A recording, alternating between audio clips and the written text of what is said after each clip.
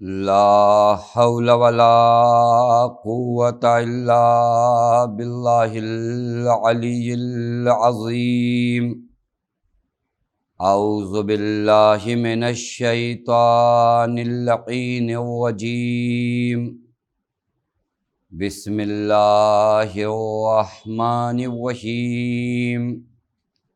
الحمد لله الذي علا في توحده ودنا في تفرده وجلا في شانه وعظم في أركانه وقهر جميع الخلق بقدوته وبرهانه والصلاة والسلام على أشرف الأنبياء والمرسلين حبیب الہ العالمین مولا و مولا الثقلین جد الحسن والحسین مولانا ابی القاسم محمد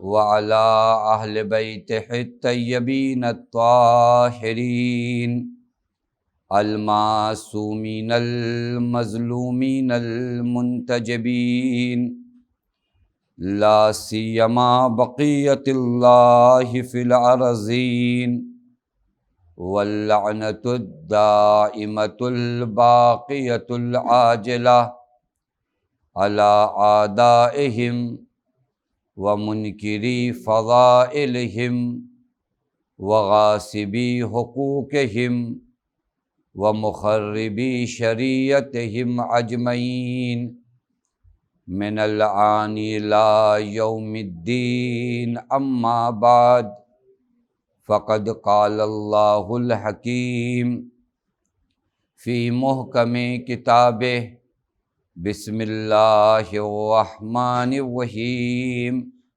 یا ایہا الذین آمنوا من یرتد منکم عن دینہ فسوف یأتی اللہ بقوم یحبہم ویحبونہ اذلۃ علی المؤمنین اعزۃ علی الکافرین یجاہدون فی سبیل اللہ ولا یخافون لومۃ لائم ذالک فضل اللہ یؤتیہ من یشاء واللہ واسع علیم۔ صلوات پڑھیں محمد والے۔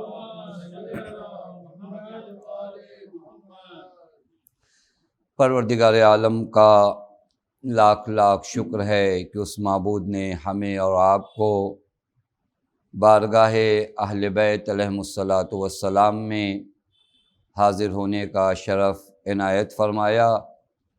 میرے دوستو اور عزیزو، لمحات جو ماہ محرم کے بسر ہو رہے ہیں ہماری زندگی اور ہماری حیات کے بڑے قیمتی لمحات ہیں۔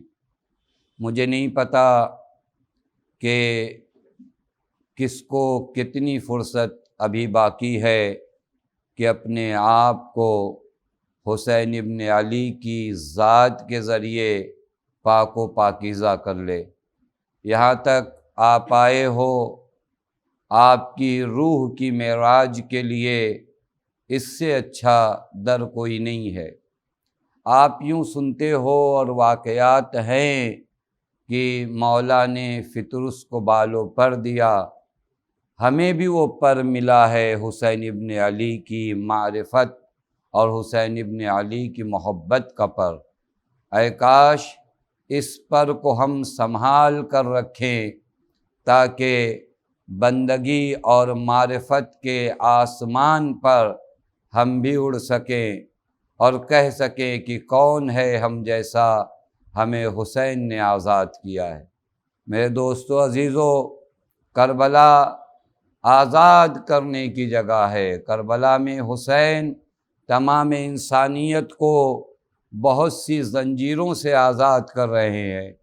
1400 سال سے میرا مولا نہ جانے کتنے اسیروں کو آزاد کر چکا۔ وہ جو محبت دنیا کے اسیر تھے، وہ جو اپنے نام کے اسیر تھے، وہ جو عجب و تکبر کے اسیر تھے، ان تمام اسیروں کو حسین نے اور حسین کے ذکر نے آزاد کیا ہے۔ آپ یہاں جمع ہوئے ہو اور آئے ہو، اور اللہ تعالیٰ نے آپ کو یہ فرصت عنایت کی، اور اس عشرہ مجالس میں ہم نے عنوان بھی قرار دیا کہ ہم سرکار سید الشہداء کی بارگاہ میں بیٹھ کر اپنی ذمہ داریوں کو سیکھیں گے، ان ذمہ داریوں کو انجام دینے کی توفیق حضرت سے مانگیں گے۔ اب اس سے پاک مقام کیا ہوگا کہ بارگاہ اہل بیت میں بیٹھ کر اپنی ذمہ داریوں کو سن رہے ہو۔ اے کاش یہ ذمہ داریاں سننے کے بعد ہم اپنا لیں، تاکہ پھر کوئی حسین کربلا میں تنہا نہ رہ جائے۔ میرے دوستو اور عزیزو، چند ذمہ داریاں ان دنوں آپ کی خدمت میں بیان کیا۔ واقعاً یہ موضوع اتنا عظیم ہے کہ جس پر اگر پوری زندگی گفتگو کی جائے تو کم ہے۔ اب تک آپ کی خدمت میں بیان ہوا کہ سب سے پہلی ذمہ داری یہ ہے کہ میں اپنے عقائد دینی کو مضبوط کروں، چونکہ یہاں سے شیطان ہماری زندگی میں داخل ہوتا ہے۔ شیطان کا ایک کام یہ ہے کہ تمہارے دینی عقائد کو کمزور کر دینا، ان میں شک، کنفیوژن لے کر آنا۔ لہٰذا اگر امام غائب کا انتظار کر رہے ہو تو اپنے عقائد کی دیوار کو بڑا محکم بناؤ، ایسا نہ ہو یہ ریت کی دیوار ہو، ایک شک کا لہر آئے اور یہ دیوار ڈھہ جائے۔ اس دیوار کو اتنا مضبوط بناؤ کہ یزیدیت کا طوفان بھی اس دیوار کو گرا نہ پائے، اور اس دیوار کو تم یہیں پر مضبوط بنا سکتے ہو جب در حسین پر بیٹھے ہو۔ کون ہے جو اصحاب حسین جیسا ہو؟ واقعاً مولا نے یوں ہی نہیں فرمایا کہ میں نے اپنے اصحاب جیسے اصحاب نہیں دیکھے۔ نہیں دیکھے کا معنی سمجھتے ہو؟ یعنی ایسے اصحاب کائنات میں تھے نہیں، اول سے لے کر آخر تک۔ معلوم ہے کیوں؟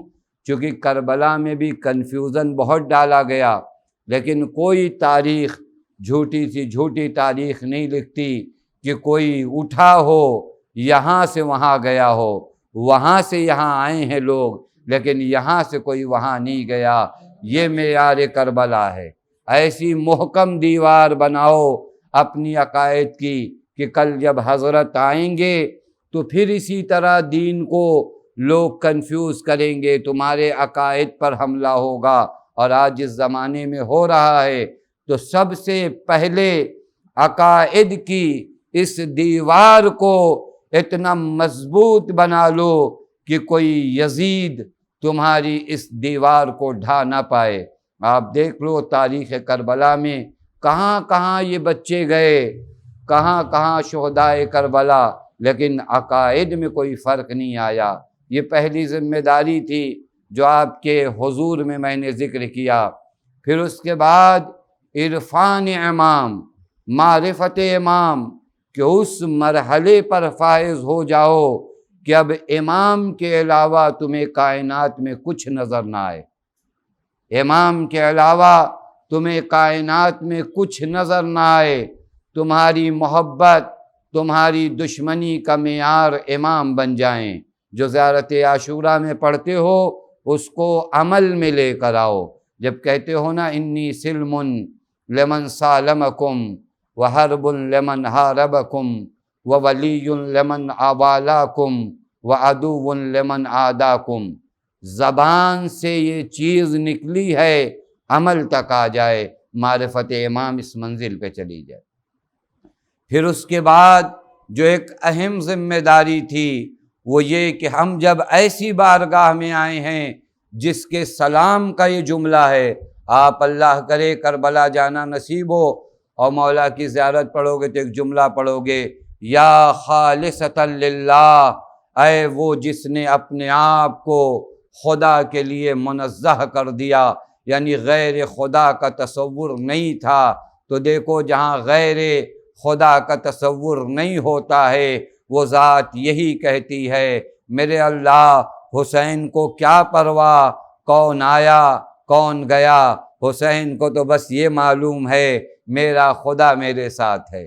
توجہ فرما رہے ہیں، آپ کا بھی کردار اخلاص کے مرحلوں کو طے کرے۔ میں نہیں کہتا اور کوئی بھی آپ سے یہ نہیں کہتا کہ آپ اخلاص حسینی پیدا کر لو، وہ ہمارے اور آپ کے بس کی بات نہیں ہے، وہاں تک انبیاء کا پہنچنا مشکل ہے۔ بس آپ خلوص حسین کے نور کو اپنے دل میں بسا لو، یہ اخلاص کا مرحلہ طے ہو جائے گا۔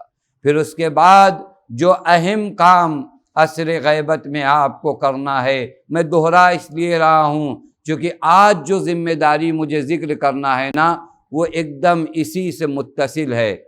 آپ کو جو ایک کام کرنا ہے وہ اپنے آپ کو، اپنے شکم کو، اپنے خون کو پاک کرنا ہے۔ یعنی کیا؟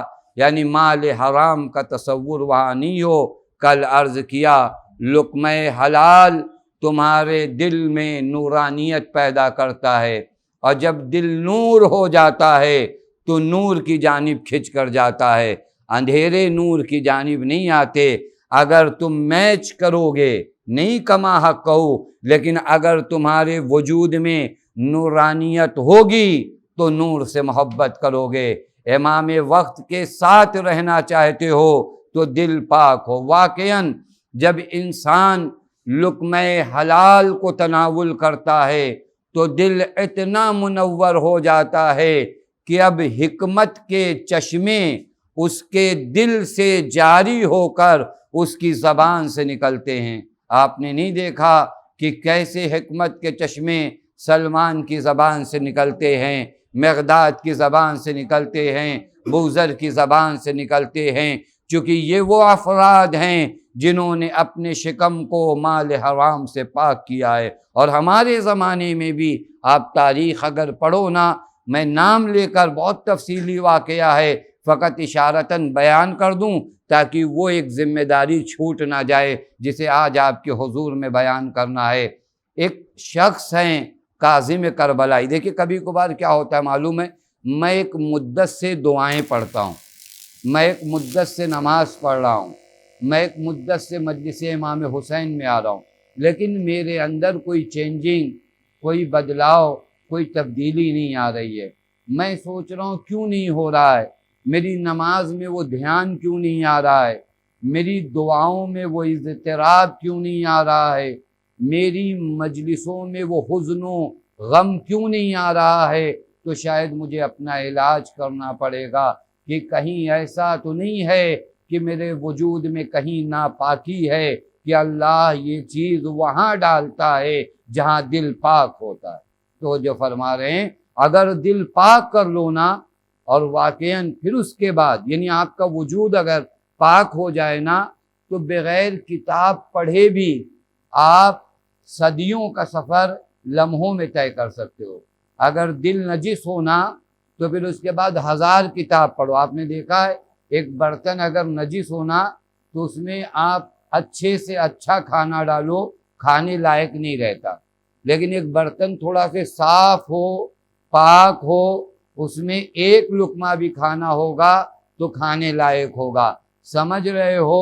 دل اگر پاک ہو جائے تو پھر اس کے بعد جب مجلسوں میں آؤ گے تو حر بن کر نکلو گے۔ ایک صلوات پڑھے محمد وآلہ۔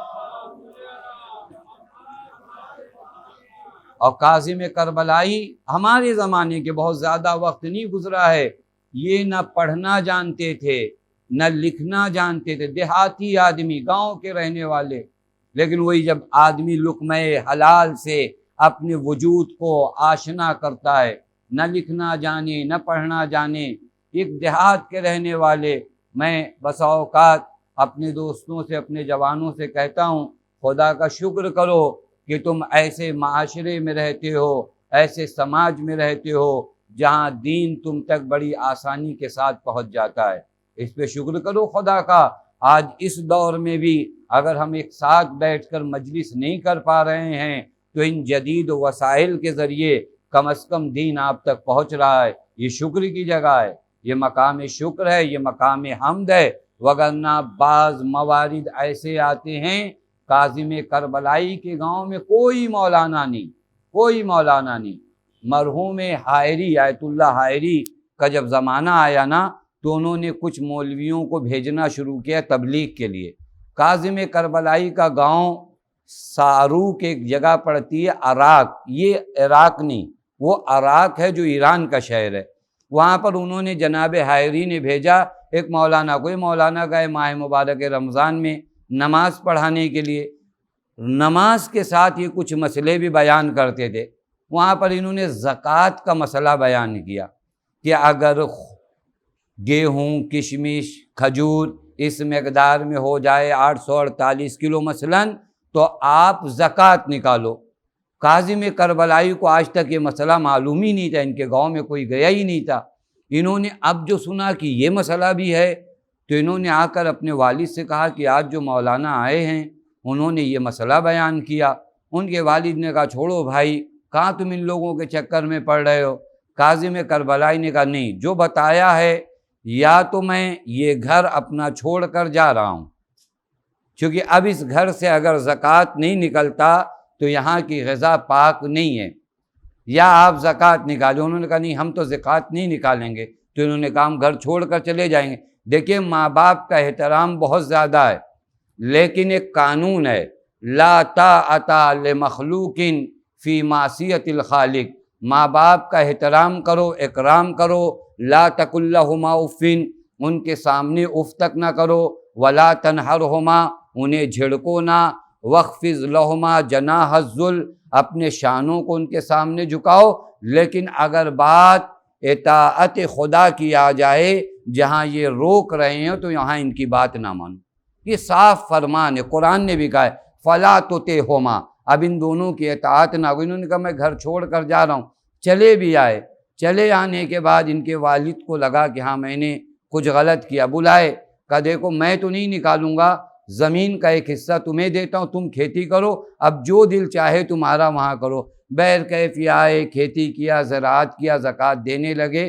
آخر کار میں اس پورے واقعے کو پڑھنا نہیں چاہتا، وگرنہ مسئلہ جو بیان کرنا چاہ رہا ہوں وہ رہ جائے گا، کہ یہ پورا مرحلہ طے کرنے کے بعد، یعنی جب انسان نے اپنی غذا پاک کی ہے، ایک دن اپنے کھیت سے لوٹ رہے تھے، راستے میں دو سید عرب کو انہوں نے دیکھا، انہوں نے انہیں سلام کیا، کاظم کربلائی سلام علیکم۔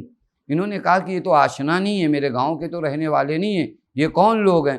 ان دو عرب سیدوں نے کہا کاظم کربلائی زیارت کو نہیں چلو گے؟ وہ امام زادے کی ایک قبر تھی، سید امام زادے کی قبر، کا زیارت پہ نہیں چلو گے؟ کہا میں بھی کر کے آیا ہوں، آپ لوگ جاؤ۔ کہا نہیں چلو ہمارے ساتھ۔ یہ جب پہنچے تو وہ دو سید عربی میں پڑھ رہے تھے، چونکہ ان کو پڑھنا آتا تھا۔ انہوں نے ان سے کہا کاظم کربلائی تم بھی تو پڑھو۔ کہا مجھے کہاں قرآن پڑھنا آتا ہے، مجھے کہاں عربی پڑھنی آتی ہے۔ کہا نہیں پڑھو تو، کیوں نہیں تمہیں آتا؟ اب جو انہوں نے پڑھنا شروع کیا تو قرآن کی آیتوں کو پڑھا، بڑے بڑے آیت اعظام نے ان کا امتحان لیا۔ قرآن کی آیتوں کے بیچ میں عربی ورڈ ڈالتے تھے، لیکن کاظم کربلائی کو پتہ چل جاتا تھا یہ قرآن ہے، یہ قرآن نہیں ہے۔ پوچھا گیا کہ کہاں سے پتہ چلتا ہے؟ کہا وہ جو قرآن ہے وہ نور بن کے میری آنکھوں کے سامنے آتا ہے۔ ایک صلوات پڑھے محمد والو۔ لہذا پاک کرو اپنے وجود کو، تو دیکھو معرفت کتنی جلدی طے ہوتی ہے۔ یہ ایک ذمہ داری تھی۔ آج ایک اہم ذمہ داری، چونکہ شب عاشور ہے نا، شب عاشور کو اگر آپ نام دو نا تو شب اخلاص ہے، شب تسلیم ہے۔ کس طریقے سے یہ حضرات اپنے خدا کے سامنے تسلیم تھے، اور کس طریقے سے یہ امام کے اصحاب اپنے امام کے سامنے تسلیم تھے۔ بس ایک اہم ذمہ داری میرے دوستو عزیزو، اللہ کرے کہ میں اس بات کو آپ تک پہنچا دوں اس بچے ہوئے وقت میں، ایک اہم ذمہ داری جو عصر غیبت میں میری اور آپ کی ہے، وہ یہ کہ میں اپنے آپ کو اپنے امام کے حکم کے لیے آمادہ کروں۔ اس کو کہتے ہیں تسلیم، یعنی جو وہ کہیں توجہ فرما رہے ہیں۔ اب وہاں پر میں اپنے نفس کی بات مانتا ہوں، یہ مجھے اور آپ کو چیک کرنا پڑے، اور ایسا تو نہیں ہوگا امام ظہور کریں گے تو ناگہانی میں ان کے امر کے سامنے مسلم، یہاں سے آپ کو پریکٹس کرنی پڑے گی کہ تم تسلیم نفس ہو یا تسلیم عوام ہو۔ یہ غیبت میں آپ کو یہ کام کرنا پڑے گا، ہر ایک کو چیک کرنا ہے۔ میں امام کا کتنا بڑا محب ہوں تو مجھے چیک کرنا بہت مشکل بات نہیں ہے، لیکن میں خود اپنے کو چیک کروں کہ میں کتنی مرتبہ دن بھر میں اپنے نفس کے سامنے اسلحہ ڈالتا ہوں اور کتنی مرتبہ اپنے امام کی بات کو مانتا ہوں۔ بہت آسان مرحلہ ہے، توجہ فرما رہے ہیں۔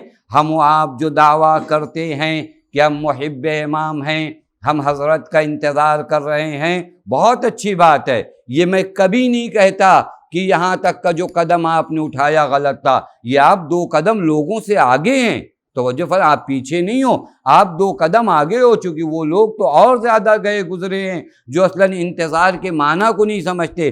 کم از کم آپ یہاں تک آئے ہو، لیکن سوال یہ ہے کہ میں امر امام کے سامنے کس قدر تسلیم ہوں۔ آیا عصر غیبت میں میری ذمہ داری نہیں ہے کہ میں اپنے وجود میں مرحلہ تسلیم کو طاقتور بناتا چلا جاؤں؟ تو جو فرما رہے ہیں یہ مرحلہ تسلیم کا معنی یہ ہوتا ہے نا کسی کے سامنے آپ اب جو آپ کہیں، میں آسان کر رہا ہوں، اب جو آپ کہیں۔ کبھی کبھار آپ اپنے دوست سے کہتے ہیں نا، میں مثالیں نہیں دینا چونکہ اتنی مقدس باتیں کرنا ہے، میں اس طرح کی مثالیں نہیں دینا چاہتا۔ مثلا آپ کبھی کسی دوست کے سامنے کہتے بھائی تم جو کہو بس، مجھ سے کوئی واسطہ نہیں ہے، یعنی گویا آپ اس کے سامنے کیا ہو گئے ہو؟ تسلیم ہو گئے ہو۔ اب یہاں پر مجھے عصر غیبت میں اپنے آپ کو اس مرحلے کے لیے تیار کرنا ہے کہ میرا امام جو کہے، تو جو فرما رہے ہیں میرا امام جو کہے بس، اس کے علاوہ نہ میری خواہش ہے نہ میری رضا ہے، میری تمام خواہش کا نام خواہش امام کو فالو کرنا ہے۔ اس کو کہتے ہیں تسلیم۔ یہ عصر غیبت میں ہم سب کی ایک اہم ذمہ داری ہے، وگرنہ ہو سکتا ہے کہ تسلیم نہیں ہے دل سے، لیکن یوں نعرے بلند کر رہے ہیں حضرت آ جائیں، تو یہ وجود تو تسلیم تھا ہی نہیں، تو چلیں گے کس کے ساتھ؟ سوال ہے یا سوال نہیں ہے؟ آیا آ جائیں، کوفے والوں نے بلایا نہیں مولا کو، بلایا، تسلیم تھے مولا کے سامنے؟ تسلیم نہیں تھے۔ بلایا ہے لیکن امر امام کو تسلیم نہیں تھے، وگرنہ جناب مسلم نے جب کہا کہ چلو اٹھو قیام کیا جائے، تو وہاں بہانے نہیں بنا۔ دیکھیں بعض لوگ دینی بہانہ بناتے، میں آپ کو یہ بھی بتاؤں، وقت بہت کم ہے لیکن جلدی، بعض لوگ دینی بہانہ بناتے۔ کوفے والوں میں سے بعضوں نے دین کا بھی بہانہ بنایا۔ ارے جناب مسلم کون ہوتے ہیں ہمیں قیام کا حکم دینے والے؟ قیام اور جہاد کا حکم فقط امام دیتا ہے، ہم کیوں قیام کریں گے؟ عجیب ہے، یہ دینی بہانہ کتنا اچھا ہے۔ تم وہ خط بھول گئے جو سرکار سید الشہداء نے جناب مسلم کے لیے لکھا تھا کہ یہ میرے مورد وثوق ہیں، یہ مورد وثاق ہیں، یہ مورد اعتماد ہیں، ان کا حکم میرا حکم ہے۔ یہ مرحلہ بھول گئے، اب انتظار کرنے لگے۔ اس کا مطلب یہ ہے کہ تم اپنی دنیا بچانا چاہتے ہو لیکن دنیا بنام دین بچانا چاہتے ہو۔ ایک صلوات پڑھے محمد و آل محمد۔ یہ مقام تسلیم بہت اہم ہے میرے دوستو عزیزو، بہت اہم ہے، اور میں یہاں پر چونکہ عصر غیبت میں گنا رہا ہوں، وگرنہ یہ تسلیم کا مرحلہ خدا کے سامنے، لیکن خدا کی ذات نے اہل بیت کو باب اللہ کہا ہے کہ ان کے سامنے جتنا تسلیم ہو گویا خدا کے سامنے تسلیم ہو، چونکہ یہ بھی کوئی امر اپنی جانب سے نہیں کرتے، یہ بھی کسی چیز کا حکم جو ہے اپنی جانب سے نہیں دیتے۔ یہ اگر کہتے ہیں تو خدا کا حکم ہے، یہ منع کرتے ہیں تو خدا کا حکم ہے، بس ان کے سامنے تسلیم ہونا یعنی خدا کے سامنے تسلیم ہونا۔ ایسا بہت لوگوں کو گمان ہوتا ہے. میں اس وجہ سے عرض کر رہا ہوں میرے زمانے میں بھی مجھ جیسا گنہگار انسان یہ گمان کر جائے کہ ارے مولا کیوں نہیں آتے، میں دل و جان سے ان کو بلا رہا ہوں، حضرت نہیں آتے، کیا وجہ ہے؟ یہ اتنے مولا کے چاہنے والے ہیں، حضرت آ جائیں. کہا تسلیم تم لوگوں میں سے کتنے ہو؟ یہ دن بھر چیک کر سکتے ہیں ہم اپنے آپ کو یا نہیں؟ ایک جنگ جو نفس کے ساتھ میری چل رہی ہے، ایک نفس کے ساتھ ایک جنگ ہے نا، بہت بڑی جنگ جو انسان ہمیشہ لڑتا ہے، وہ معلوم ہے کون سی جنگ ہے؟ وہ نفس کے ساتھ جنگ ہے. اور اس کو پیغمبر نے جہاد اکبر کہا ہے. اس جنگ کو کیا کہا گیا ہے؟ جہاد اکبر کہا گیا.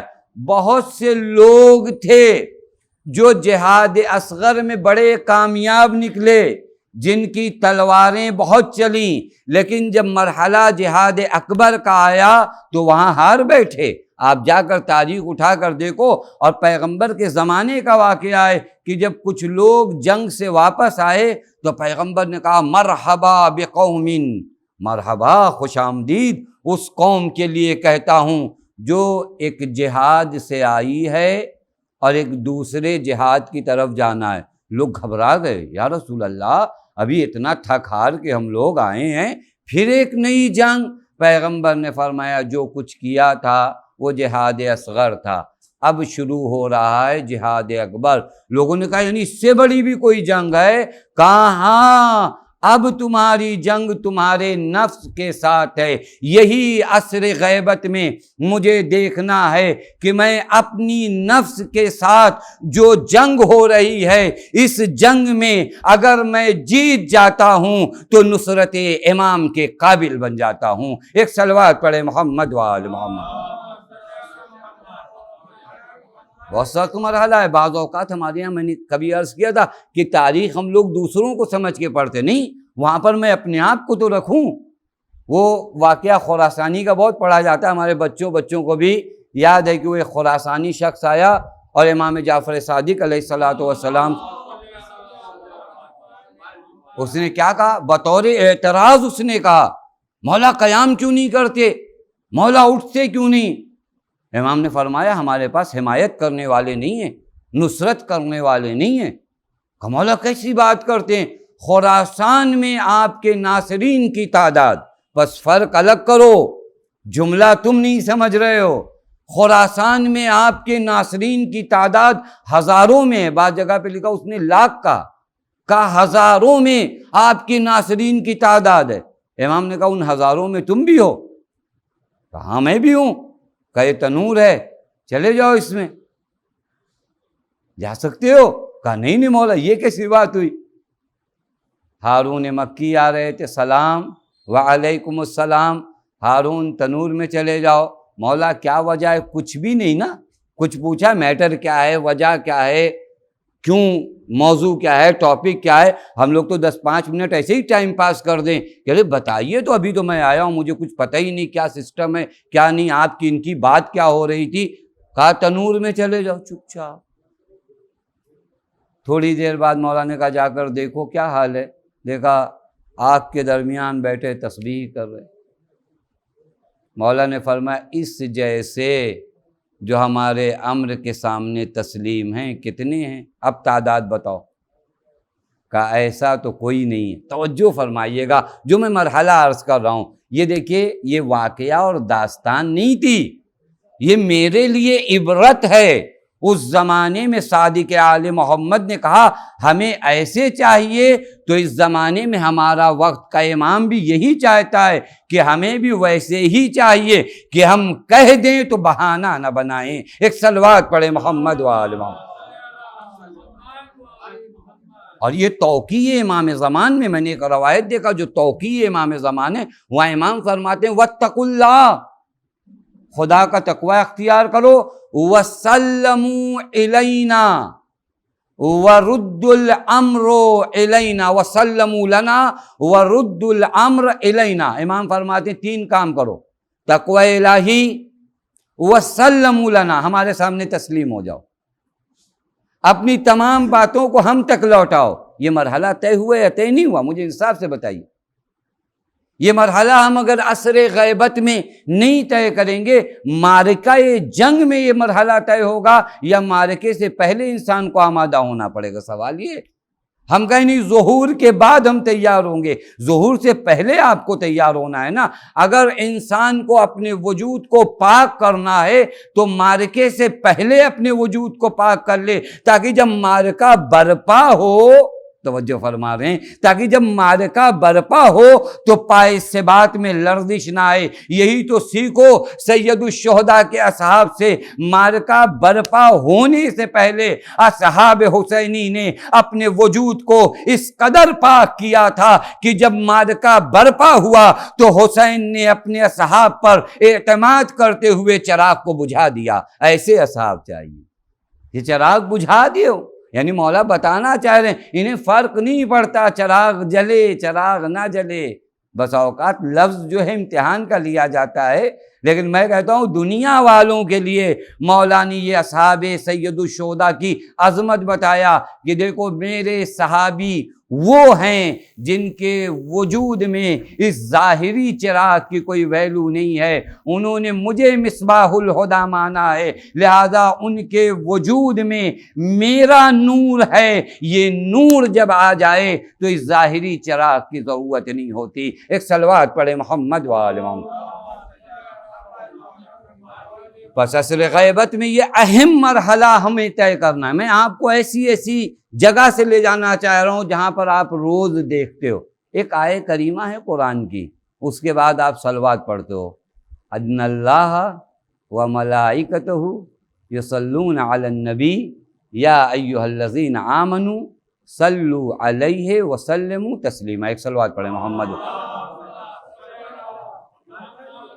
یہ آیت کریمہ ہمارے ہاں ہر روز نماز کے بعد بھی پڑھی جاتی ہے، ہم عام مجلسوں میں محفلوں میں ہر جگہ پڑھتے ہیں۔ اس آیت کریمہ میں کبھی غور کیا ہے؟ خدا درود بھیجتا ہے، ملائکہ درود بھیجتے ہیں، تو جو فرما رہے ہیں اے مومنین آپ بھی درود بھیجو۔ یہ آسان ترجمہ کر رہا ہوں، خدا کا درود بھیجنا ایک الگ مرحلہ ہے، وہ وہاں پر اگر باتیں کروں گا تو وقت زیادہ جائے گا، بس اتنا سمجھ لیجیے خدا کے درود بھیجنے کا مطلب رحمتوں کا نزول۔ انسان یعنی مومنین اور ملائکہ جب درود بھیجتے ہیں اس کا مطلب وہ رحمت نہیں نازل کرتے، وہ خدا سے طلب رحمت کرتے ہیں، ان کے اوپر رحمت نازل کر۔ یہاں تک مطلب آسان ہے، لیکن اسی آیت کریمہ میں ایک پیغام اور میسج ہے، یا ایھا الذین آمنوا صلوا علیہ وسلموا تسلیما۔ اس کا معنی کیا کرتے ہیں ہم لوگ؟ وسلموا، اور ان کے حضور میں تم تسلیم ہو جاؤ۔ تو وہ جو فرما رہے ہیں یہاں تک جو طلب رحمت تم نے خدا سے ان کے لیے چاہی، یعنی اسی آیت کریمہ میں محبت کے دو مرحلے بتائے گئے، ایک محبت کا مرحلہ زبان کی حد تک ہے، ایک محبت کا مرحلہ عمل کا ہے۔ اس آیت کریمہ میں بتایا جا رہا ہے کہ تم نے اظہار محبت کر دیا، اب محبت کے اظہار کے بعد وقت آتا ہے اپنی محبت کو ثابت کرو۔ محبت کو ثابت کرنے کی علامت اور نشانی یہ ہے کہ ان کے حضور میں تسلیم ہو جاؤ، جو یہ کہہ دیں وہ کرو۔ یہ مرحلہ اگر تم نے طے کر لیا ہے تو اس کا مطلب یہ ہوتا ہے کہ تم نصرت امام کے جذبے سے بھرپور ہو۔ یہ مرحلہ طے کرنا پڑے گا۔ یہ صلوات جو آپ لوگ پڑھتے ہیں نا، یہ صلوات بھی وہی نعرہ ہے۔ صلوات ایک نعرہ ہے، صلوات ایک شعار ہے، صلوات ایک اعلان ہے دنیا والوں کی۔ اسی لیے دیکھیے اگر صلوات ذکر ہونا اور دعا ہو فقط، تو دعا اور ذکر کو زور سے پڑھنے کو نہیں کہا گیا ہے، لیکن صلوات کو کیا کہا گیا ہے؟ زور سے پڑھو۔ کیوں کہا گیا معلوم ہے آپ کو؟ چونکہ صلوات اعلان ہے ہر وقت کے یزیدیت کے لیے کہ دیکھو میرا تعلق کس قبیلے سے ہے، اور میں تسلیم ہوں تو کس کے سامنے تسلیم ہوں۔ آپ دیکھ لیں مرحلہ تسلیم آسان نہیں ہے میرے دوست عزیزو، آسان نہیں ہے مرحلہ تسلیم۔ آپ زیارت جامع کبیرہ پڑھ، یہ زیارات کو عموماً ہم نے تھوڑا سے ثواب کے لیے زیادہ فوکس وہاں پہ کر دیا ہے، جبکہ یہ زیارات میری تربیت کرتی ہیں۔ زیارت جامع کبیرہ میں آپ کی ذمہ داریوں کو بھی بتایا گیا. زیارت جامع کبیرہ میں کیا بتایا گیا؟ آپ کی ذمہ داریاں بتائی گئی. آپ کی ذمہ داریاں زیارت جامع کبیرہ میں کہا، ابھی میں پڑھوں گا تو آپ کو یاد آ جائے گا. وَقَلْبِي لَكُمْ سِلْمٌ وَنُصْرَتِي لَكُمْ مُعَدَّى وَرَائِي لَكُمْ مُتَّبَعٌ. یہ 3 وظیفے، یہ پورا ایک سلسلہ زیارت جامع کبیرہ کا. پہلے اہل بیت کے اوصاف اور ان کے مقام و منزلت بتائے گئے. اب جب یہ جان چکے ہو تو اب تمہارا وظیفہ کیا ہے، تمہاری ذمہ داری کیا ہے. تو یہاں پر زیارت جامع کبیرہ میں ہماری ذمہ داری بتائی گئی. پہلی ذمہ داری وَقَلْبِي لَكُمْ سِلْمٌ، میرا یہ دل آپ کے حوالے، میرا یہ دل آپ کے حوالے. وَرَائِي لَكُمْ مُتَّبَعٌ، میرا کوئی اپنا نظریہ نہیں جو آپ کا ہے. وَنُصْرَتِي لَكُمْ مُعَدَّى، میری مدد آپ کے لیے تیار ہے. میں پہلے مرحلے پہ گفتگو کر رہا ہوں. وَقَلْبِي لَكُمْ سِلْمٌ، اے اہل بیت میرا دل آپ کے سامنے تسلیم ہے. کون تسلیم ہے؟ دل تسلیم ہے. دل کس چیز کا نام ہے سمجھتے ہو؟ یعنی یہ جتنے بھی اعضاء و جوارے ہیں میرے نا، ہاتھ پیر آنکھ کان ناک، یہ سب پیروی کس کی کرتے ہیں؟ دل کی کرتے ہیں. توجہ فرما رہے ہیں؟ ان سب کو کس کا حکم ماننا پڑتا ہے؟ دل کا.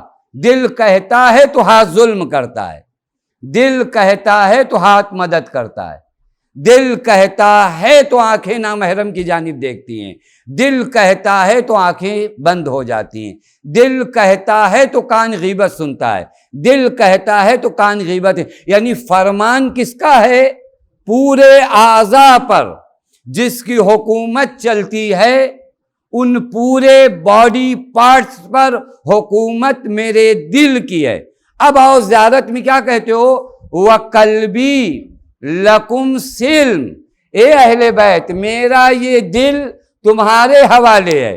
یعنی دل جو تمام اعضاء کو حکم دیتا ہے، میں اپنے دل کو آپ کا تابع بناتا ہوں. اب آپ جو کہو گے وہ یہ ارادہ کرے گا، یہ جو ارادہ کرے گا اعضاء اس کے مطابق کام کریں گے. اب مرحلے کو سمجھو.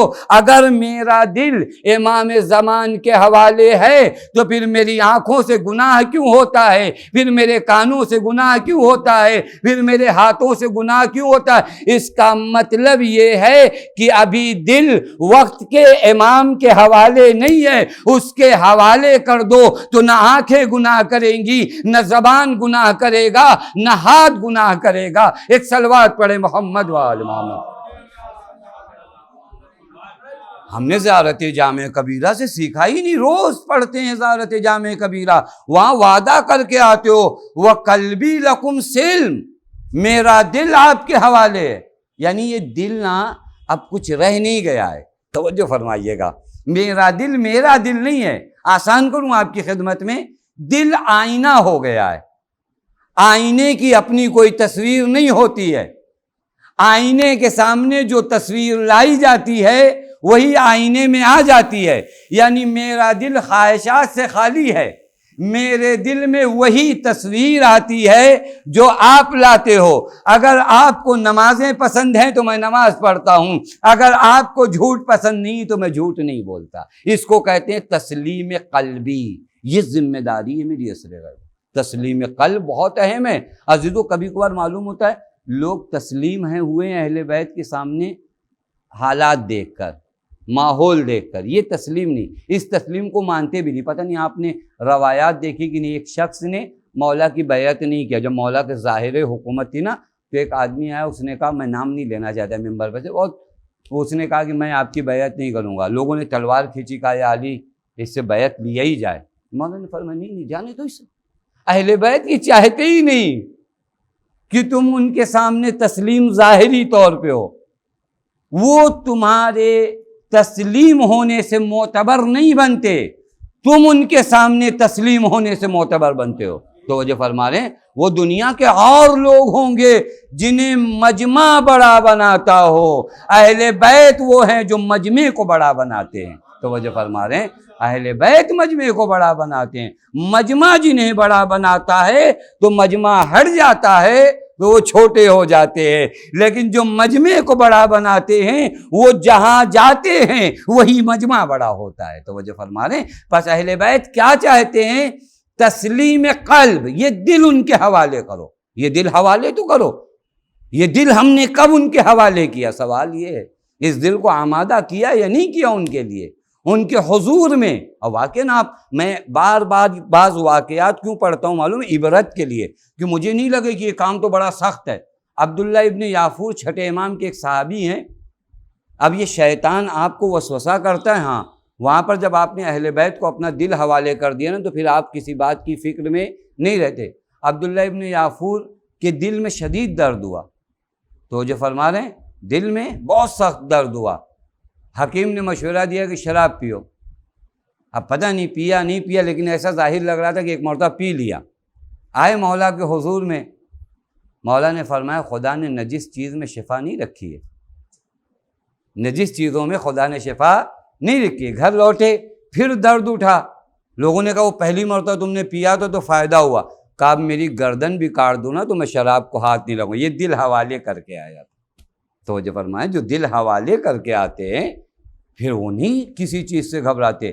قلبی لکم سلم، میرا دل آپ کے حوالے، میرا دل وہی مائل ہوگا جہاں آپ سے محبت ہوگی۔ یہ دل حوالے تو کرو ان مجلسوں میں، اسی لیے تو ہم آتے ہیں کہ ہمارا دل ان کے حوالے ہو جائے۔ ان کے حوالے ہونے کا مطلب یہ دل پاک ہو جائے گا۔ یہ دل قلب سلیم کس وقت بنتا ہے جب یہ دل اہل بیت کے حوالے ہوتا ہے۔ یہ دل اگر اہل بیت کے حوالے نہ ہو، وقت کے امام کے حوالے ہو، تو فائدہ نہیں ہے۔ آپ تاریخ پڑھو، جن کے دل ان کے حوالے تھے انہوں نے پھر کوئی پرواہ نہیں کی۔ یہ جو آیے کریمہ میں اتنے دنوں سے پڑھ رہا ہوں لیکن موقع نہیں لگا کہ ترجمہ کرتا، وہاں پر اگر آپ غور فرماؤ نا، ایک آخری جملہ معلوم ہے کیا ہے؟ وَلَا يَخَافُونَ لَوْمَةَ لَائِمٍ۔ یہ جو عصر غیبت میں مولا کے ناصر ہیں نا، انہیں یہ پرواہ نہیں ہوتی کہ ان کے بارے میں لوگ کیا کہہ رہے ہیں۔ لومۃ لائم، لائم کہتے ہیں ملامت کرنے والے۔ ہمارے ہاں تو اکثر کام ہم کس کے لیے کرتے؟ سماج کے لیے کرتے نا۔ سماج کیا کہے گا، سوسائٹی کیا کہے گی۔ معلوم ہے کہ یہ دل ابھی مولا کے حوالے نہیں ہوا ہے۔ مولا کے حوالے ہوتا تو کیا کہتے؟ مولا کیا کہیں گے۔ یہ ہم نے دن میں کتنی مرتبہ کہا، یہ کام کروں گا تو مولا کیا کہیں گے۔ میں تو یہ کہتا ہوں یہ کام نہیں کروں گا تو سماج کیا کہے گا۔ تو میں ابھی تو سماج کے چکر میں پڑا ہوں، اور اس کے بعد میں زیارت عاشورہ پڑھتا ہوں، سوچتا ہوں مولا آ جائیں۔ یاد رکھنا پہلے دل حوالے کرو۔ یہ زیارت عاشورہ اچھی چیز ہے، پہلا قدم ہے، لیکن اس پہلے قدم کو آگے تو بڑھاؤ۔ زبان سے نکالے ہوئے الفاظ پر عمل تو کرو۔ میں آپ کی خدمت میں عرض کروں بہت عظیم مرحلہ ہے جب دل حوالے ہو۔ آیت اللہ سید سیستانی کے والد سید باقر مجتہد سیستانی، یہ آغا سیستانی جو مرجع وقت ہیں، ان کے والد سید باقر مجتہد سیستانی یہ مشہد میں رہتے تھے۔ ان کے والد جو ہے مشہد میں رہتے تھے۔ انہوں نے ایک مرتبہ نیت کی کہ 40 دنوں تک جمعہ کے دن 40 جمعہ میں زیارت عاشورہ پڑھوں گا تاکہ مولا کی زیارت ہو جائے۔ متقی پرہیزگار انسان کہتے ہیں، یہ خود نقل کرتے ہیں کہ جب میں زیارت عاشورہ پڑھنے لگا تو کچھ آخری دن بچے تھے، مسجد میں بیٹھ کر پڑھتے تھے۔ اب اس طرح کی مسجدیں تو نہیں ہوتی تھی، پیک وغیرہ، وہ اس زمانے کی مسجدیں کا کھلی ہوئی مسجد تھی۔ میں بیٹھ کر زیارت عاشورہ پڑھ رہا تھا، اسی اثنا میں ایک نور نے مجھے اپنی جانب کھینچ رہا، یعنی میرا دل جو ہے اس کی جانب مائل ہونے لگا۔ کہا میں نے اس نور کو دیکھا تو مشہد کے گھر سے وہ نور کی شعاعیں اٹھ رہی تھی۔ کہا اس نور میں اتنی کشش تھی کہ میں اس نور کے پیچھے جانے لگا۔ کب جب میں پہنچا تو ایک بہت پرانا اور غریب کا گھر، وہاں میں نے دیکھا کہ وہاں سے یہ نور ساطع ہو رہا تھا۔ کا دروازہ کھٹکھٹایا تو میں نے دیکھا کہ حضرت وہاں پر تشریف فرما۔ ایک صلوات پڑھے محمد علیہ۔ کا میں نے دیکھا حضرت وہاں پر تشریف فرمائیں۔ میں حضرت کو میں نے سلام کیا۔ آقا نے فرمایا یہ اتنے چلے جو ہمارے لیے رکھتے ہو، اس سے اچھا یہ ہو کہ جس طرح اس خاتون نے عمل کیا تم کرتے۔ جنازے کی جانب، وہ عورت مر چکی تھی، جنازے کی جانب اشارہ کر کے مولا نے کہا وہ جو کام اس نے کیا ہے وہ کیا ہوتا۔ تو مولا اس نے کیا کیا ہے؟ کہا یہاں پر قانون بنا تھا کہ حجاب یعنی پردے کے ساتھ کوئی عورت باہر نہیں نکلے گی۔ یہ عورت 7 سال تک اپنے گھر سے باہر نہیں نکلی، تو ایسے لوگوں کے لیے ہم خود آتے ہیں، انہیں نہیں بلاتے ہیں۔ ایک صلوات پڑھے محمد وعلم۔ مسئلہ ہے یا نہیں ہے؟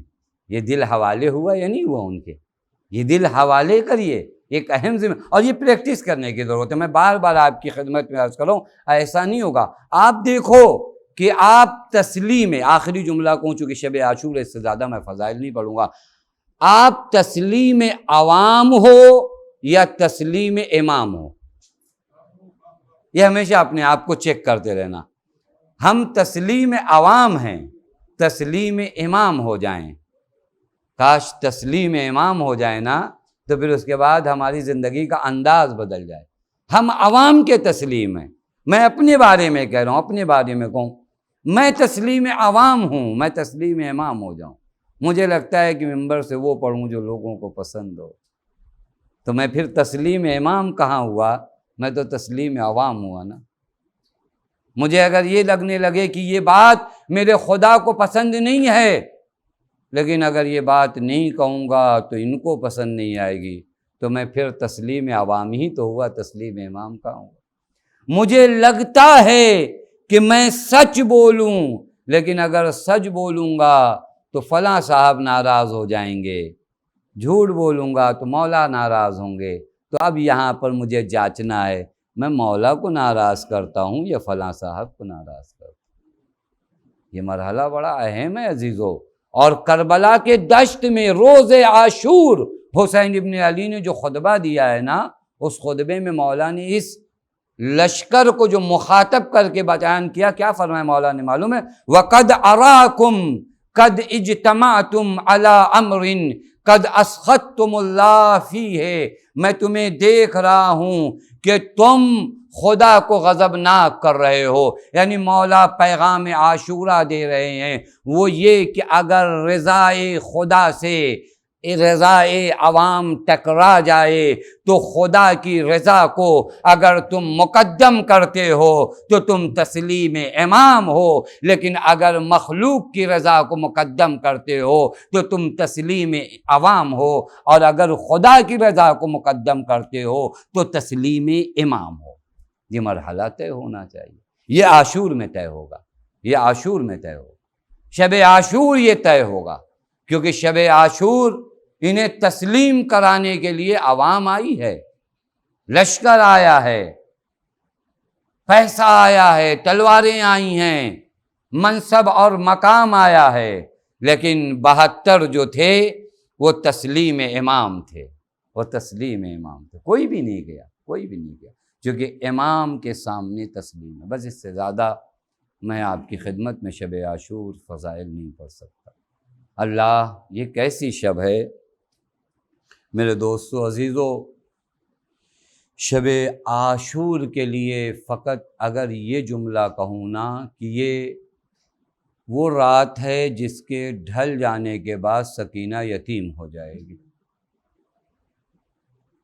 اب اس رات کے بعد جو رات آئے گی تو بابا کی طرح کوئی دست شفقت سر پہ پھیرنے والا نہیں ہوگا، شمر کے تماچے ہوں گے۔ ہاں ارباب عذاب، شب عاشور آ گئی، نہ جانے کب سے محرم کا انتظار کرتے ہو، نہیں پتا ہم میں سے کس کا یہ آخری محرم ہے، کس کی یہ آخری شب عاشور ہے۔ اے میرے اللہ، انہیں طولانی عمر عنایت کر، لیکن ارباب عذاب پتہ نہیں کہ اگلے سال زہرا کے لال پہ گریہ کر پائیں اس دنیا میں یا گریہ نہ کر پائے۔ ارباب عذاب، شب عاشور کے مناظر بڑے سخت ہیں، بڑے سخت ہیں۔ مجھے نہیں سمجھ میں آتا کہ شب عاشور کی ابتدا کہاں سے کروں۔ بعض علماء نقل فرماتے معلوم ہے شب عاشور، بعض اسے روز عاشور نقل کرتے ہیں، بعض اسے شب عاشور نقل کرتے ہیں کہ شب عاشور میرا مولا اپنے خیمے کے سامنے تلوار پہ ٹیک لگائے بیٹھا سو رہا تھا، یعنی آنکھ لگ گئی تھی۔ ایک مرتبہ اس مجمع نے آئے ہوئے لشکر نے حملے کے لیے آواز بلند کی۔ بہن زینب تڑپ کر آ گئی، بھیا خبر بھی ہے یہ آوازیں بلند ہو رہی ہے۔ ایک مرتبہ حسین کہتے بہن ابھی نانا کو میں نے خواب میں دیکھا تھا، نانا نے کہا حسین اب ملاقات کا وقت قریب ہے، اللہ اللہ میں کہوں گا آقا حسین یہ جملے زینب کے سامنے نہ کہیے، ارے وہ زینب جو تھوڑی دیر کی فرقت آپ کی برداشت نہیں کر سکتی، وہ کیسے آپ کی دائمی فرقت برداشت کرے گی؟ اجرکم اللہ۔ ارباب عزا شب عاشور کے مناظر بڑے سخت ہیں۔ ہر خیمے میں ہر بیوی اپنے بچوں کے ہمراہ ہے۔ اون محمد کو زینب سمجھا رہی ہے، قاسم کو ام فروا سمجھا رہی ہے، اے میرے لال قاسم یاد رکھنا کل مارکے کا دن ہے، چچا پہ فدا ہونے کا دن ہے، میرے لال سستی قدم نہ دکھانا کہ زہرا کے سامنے شرمندہ ہونا پڑے۔ اون محمد خیال رکھنا زینب کی آبرو رکھ لینا، اون محمد زینب کی آبرو رکھ لینا۔ ارباب عزا ایک ایک بی بی سمجھا رہی ہے، لیکن ایک ماں ہے جو جھولے کے قریب اپنے پیاسے لال کو دیکھ کر کہتی ہے ہائے رے میری قسمت، ارے میرا بچہ 6 ماہ کا ہے، میں مولا پر کیسے قربان کروں گی؟ ارباب عزا سارے خیموں کو حسین دیکھے جا رہے ہیں، سارے خیموں کے قریب سے گزر رہے ہیں۔ ارباب عزا ایک وقت ایسا بھی آیا، شب عاشور بڑا سخت وقت تھا، جہاں پر نافع ابن ہلال کہتے ہیں میں نے عجیب منظر دیکھا، میرا مولا تنہا مقتل کی جانب بڑھتا چلا جا رہا تھا۔ نافع ابن ہلال کہتے ہیں مجھ سے برداشت نہیں ہوا، ارے میرا مولا دشمنوں کے نرغے میں تنہا کیسے جا رہا ہے؟ میں کہوں گا نافع آج برداشت نہیں ہوا، ارے کل روز عاشور کیا کرو گے جب ہر سمت سے تلواریں ہوں گی، زہرا کا لال تنہا ہوگا۔ ارباب عزا نافع ابن ہلال کہتے ہیں میں مولا کے پیچھے پیچھے چل پڑا، میرے قدموں کی آہٹ کو مولا نے محسوس کیا، کون ہو؟ کہا مولا نافع ہوں۔ کہا کیوں آئے ہو؟ کہا مولا دل نہیں مانا، آپ تنہا جا رہے تھے، آقا چلا آیا۔ مولا نے کہا اچھا آ گئے ہو تو آؤ۔ اب ارباب عزا بعض علماء بیان کرتے ہیں حسین کہیں سے کانٹے ہٹاتے ہیں، کہیں سے پتھر ہٹاتے ہیں۔ ایک مرتبہ نافع تڑپ گئے، مولا یہ کیا کر رہے ہو؟ کہ نافع تمہیں پتہ نہیں ہے کل میرے اصحاب جب زین سے زمین پر آئیں گے، میں نہیں چاہتا ان کے بدن میں کانٹے چبھ جائے۔ اللہ اللہ میں کہوں گا اے میرے مولا، ارے اصحاب کا اتنا خیال، لیکن جب آپ کا جنازہ زین سے زمین پر آیا ہے، اے آقا زمین پر نہیں آیا، ارے تیروں پہ معلق تھا۔ اجرکم اللہ۔ ارباب عزا مولا نافع کو بتاتے جاتے نافع وہ جگہ دیکھ رہے ہو؟ ہاں میرے مولا وہ جگہ دیکھ رہا ہوں، وہاں اکبر کے سینے پہ برچھی لگے گی۔ نافع وہ جگہ دیکھ رہے ہو؟ ہاں آقا وہ جگہ بھی دیکھ رہا ہوں۔ نافع وہاں میرے قاسم کا لاشا پامال ہوگا۔ ایک ایک جگہ بتاتے جا رہے ہیں۔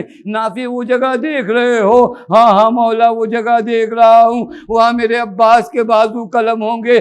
ارباب عزا ایک مرتبہ امام کو ایسا لگا کہ نافع امام کی آواز سن نہیں رہے ہیں۔ امام نے فرمایا نافع ارے میں تم سے باتیں کر رہا ہوں، تم میری آواز سن نہیں رہے ہو۔ ایک مرتبہ نافع نے تڑپ کے کہا آقا کیا کروں اس نشیب سے، ارے کسی بی بی کے رونے کی آواز آ رہی۔ اے نافع، ارے وہ کوئی اور نہیں، حسین کی دکھیاری ماں فاطمہ ہے۔ نافع بڑھو آگے، بسر باب ازا خیمے کی جانب دوبارہ آئے۔ بہن نے بھائی کو دیکھا، ارباب ازا اس رات کی کیفیت میں نہیں جانتا، زینب پہ یہ رات کیسے گزر رہی ہے، چونکہ یہ رات جب ڈھل جائے گی نا زینب بن بھائی کے ہو جائے گی، یہ رات جب گزر جائے گی نا اب سکینہ بن باپ کے ہو جائے گی۔ ایک مرتبہ زینب نے کہا بھیا اپنے اصحاب کو آزما لیا ہے، امتحان لے لیا ہے۔ اللہ اکبر، زینب نے یہ سوال کیوں کیا معلوم ہے؟ چونکہ زینب نے دیکھا تھا کس طرح میرا بابا تنہا ہو گیا تھا، کس طرح میرا بھیا حسن تنہا ہو گیا تھا۔ ارباب ازا حسین نے کہا بہن میرے اصحاب بڑے عالم و اوفا ہے، لیکن صحابی نے سنا، ارے اصحاب جہاں موجود تھے نا وہاں دوڑتا ہوا پہنچا، ارے کس بات کی تیاری کر رہے ہو؟ سعدی زہرا کو ہم پر بھروسہ نہیں ہے۔ بس ارباب ازا سارے کے سارے اصحاب اس خیمے کے قریب آ گئے۔ اے بی بی ہماری وفا پہ شک نہ کریے گا، یہ تلوار ہے، اپنے بھائی عباس سے کہیے ہمارا سر قلم کر دے۔ میں کہوں گا یہ صاحب حسینی، ارے زینب کی تم نے بڑی لاج رکھ لیا۔ ہاں ارباب ازا وہ مرحلہ آیا، بس عزیز و چند جملے مصائب کے اور آپ کی زحمت تمام جانتے ہو کیسا بھی مرحلہ آیا۔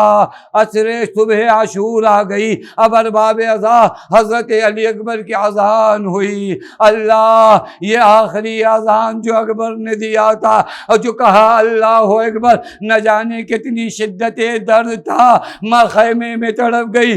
میرا دل کہتا ہے ایک بہن مدینے میں تھی، اس نے بھی جب اس آواز کو سنا ہوگا، ارے بہن بھی تڑپ گئی ہوگی۔ ارباب ازا مرحلہ وہ آیا، صبح عاشور نمودار ہوئی۔ بس عزیز و آخری فقرات معلوم ہے، جب سارے انصار اصحاب شہید ہو گئے نا تو مظلوم امام آتا ہے در خیمے پر، ایک مرتبہ آواز دیتا ہے اے زینب، اے ام کلثوم، اے رباب، ارے حسین کا آخری سلام قبول کرو۔ ارباب ازا بیویوں نے اپنے حصار میں مولا کو لے لیا۔ ہر کوئی بی بی اپنی آنکھوں کی زبان سے اتنا پوچھتی تھی اے میرے آقا، ارے ان نامحرموں کے مجمع میں ہمیں کہاں چھوڑے جا رہے ہو؟ ارباب ازا جب حسین جانے لگے نا ایک جملہ زینب نے کہا، مہلن مہلن یبن الزہرا، اے زہرا کے لال ذرا ٹھہر جاؤ۔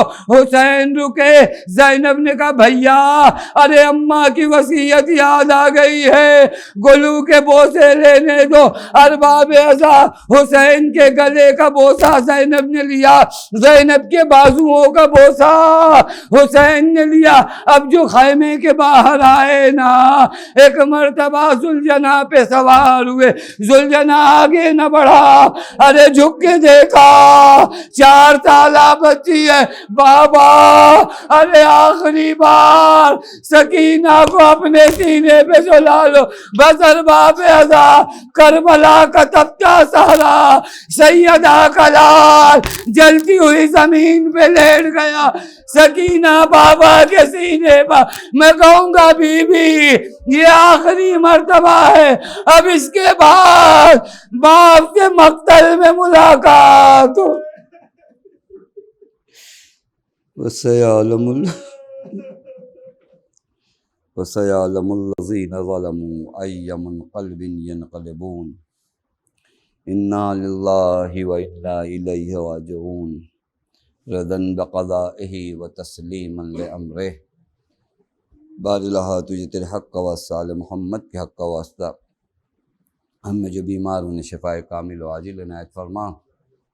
بار الہ تجھے تیرے حق کا واسطہ، آل محمد کے حق کا واسطہ، ہم میں جو پریشان ان کی پریشانیوں کو دور فرما۔ بار الہ تجھے تیرے حق کا واسطہ، آل محمد کے حق کا واسطہ، ہم میں جو مقروض ان کے قرض غیب سے ادا فرما۔ بار الہ تجھے تیرے حق کا واسطہ، آل محمد کے حق کا واسطہ، ہماری قوم کے بچوں کو، جوانوں کو، نوجوانوں کو ترقی عنایت فرما۔ بار الہ تجھے تیرے حق کا واسطہ، آل محمد کے حق کا واسطہ، معبود تجھے بی بی زینب سلام اللہ علیہ کا واسطہ، وارث عدل و انصاف امام زمان کے ظہور میں تعجیل فرما۔ ہمیں ان کے اعوان و انصار میں شمار فرما۔ ربنا تقبل منا انک انت السمیع العلیم۔ ماتم حسین۔